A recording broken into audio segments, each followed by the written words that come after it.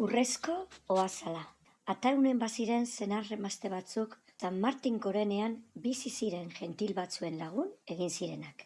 Arratzaldero, gentil hoiek herrira jaisten omen ziren.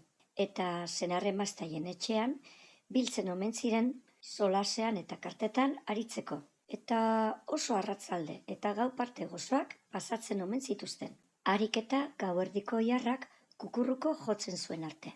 Egun batean, etxeko Andrea gaixotu egin zen, baina hala ere egunero jaisten ziren gentilak. Orain ordea, urrezkoari egindako oazal bat ekartzen zuten.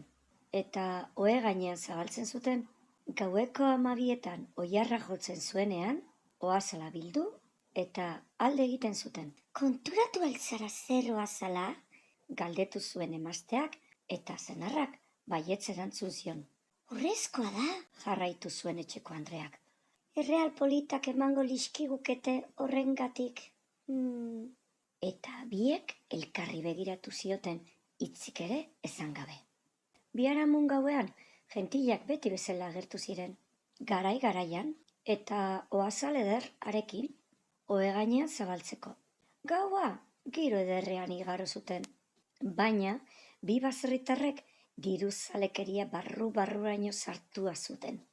Erraldoiak bestetan zeuden une batean, gizonak hiltze batzuk hartu eta ohezurari josi zion oazala. Oilarra jo zuenean, gentilak oazala jasotzera joan ziren, baina ezin izan zuten hiltzez josia zegoelako.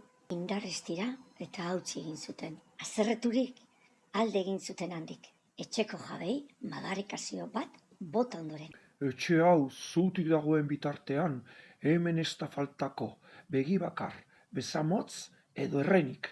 Eta ataunen kontatzen denez behintzat, urte askotan horrelaxe izan omen zen.